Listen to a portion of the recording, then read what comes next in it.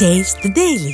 தூத்துக்குடி திரேஸ்புரம் நாட்டு படகு மீன்பிடி துறைமுகத்தில் மீன்களின் வரத்து குறைவாக காணப்பட்ட நிலையிலும் மீன்களுக்கு ஓரளவு விலை கிடைத்தது. கேரளாவில் மீன்பிடி தடைக்காலம் இருப்பதன் எதிரொலியாக அம்மாநில மீன் வியாபாரிகள் தூத்துக்குடிக்கு படையெடுத்து வருகின்றனர். இதனால் நாட்டு படகு மீனவர்கள் கொண்டு வந்த விலை மீன், ஊளி, பாறை ஆகிய மீன்கள் கிலோ 500 ரூபாய் வரையும், முரல் கிலோ 500 ரூபாய் வரையும், கேரை கிலோ 400 ரூபாய் வரையும், கிழவாழை 400 ரூபாய் வரையும் விற்பனையானதால் பட்ட கஷ்டத்திற்கு பலன் கிடைத்ததாக நிம்மதியடைந்தனர். கடலூர் மாவட்டம் மங்களூர் அருகே மரம் வெட்டும் விவகாரத்தில் நடைபெறும் முறைகேட்டிற்கு ஊராட்சி ஒன்றிய அதிகாரிகள் துணை போவதாக கிராம மக்கள் குற்றம் சாட்டினர். ஏந்தல் கிராமத்தில் உள்ள சூரபண்டார குட்டையில் வளரும் நாட்டுக்கருவை மரங்களை கிராம மக்கள் ஏலம் விட்டு அதில் வரும் வருமானத்தை பொது காரியங்களுக்கு பயன்படுத்தி வந்தனர்.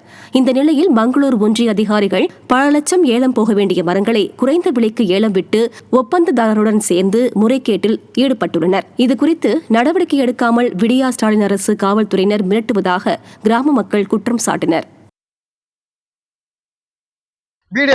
ரொம்ப நெருக்கமான ஆளு, அதனால என்ன பண்றாப்புல, நாங்க சொல்றதா நீ கேட்கணுங்கிற மாதிரி நாங்களும் அந்த இதுல வந்து கலந்துக்கிட்டோம். இருந்தாலும் நீங்க சொல்றதெல்லாம் எங்க ஊர் சொல்றதெல்லாம் நாங்க கேட்க மாட்டோம், நாங்க சொல்றதாங்க நீங்க கேட்கணும் அப்படிங்கிற மாதிரி பீடியா ஒரு தொகையை வாங்கிட்டு இந்த மாதிரி தனிப்பட்ட தனி நபருக்கு வந்து இப்போ ஒரு பல லட்சம் போறத ஒரு அமௌண்ட்டை வந்து இவர் எவ்வளவு வாங்குற கமிஷன் வாங்குறத தெரியல, அந்த மாதிரி ஒரு தனிப்பட்ட முறையில பண்ணிட்டாரு. இதை மீண்டும் நாங்க போய் கேட்கக்குள்ள, நாங்க போய் மனுவா கொடுக்கக்குள்ள என்ன பண்றாரு, இதை நீங்க யாருப்பா கேட்கறது, இது எங்க கண்ட்ரோல்ல உள்ளது, அரசு ஆளுக்கு நாங்க மட்டும் தான் இதை பண்ணுவோம், நீ கேட்கறது யாரு அப்படிங்கிறாரு.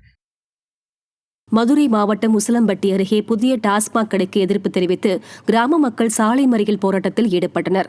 எரவார்பட்டியில் டாஸ்மாக் கடை வந்தால் பெண்கள், மாணவிகளின் பாதுகாப்பு கேள்விக்குறியாகும் என்று கூறி அப்பகுதி பெண்கள் மற்றும் பொதுமக்கள் சாலை மறியல் போராட்டத்தில் ஈடுபட்டனர். அப்போது சிலர் டாஸ்மாக் வேண்டும் என்றும் போராட்டத்தில் ஈடுபட்டனர். மக்களை பற்றி கவலைப்படாமல் வீதிக்கு வீதி மதுக்கடைகளை திறந்து விடியா திமுக அரசு தனது கல்லாவை நிரப்பி வருவதாக குற்றச்சாட்டு எழுந்துள்ளது.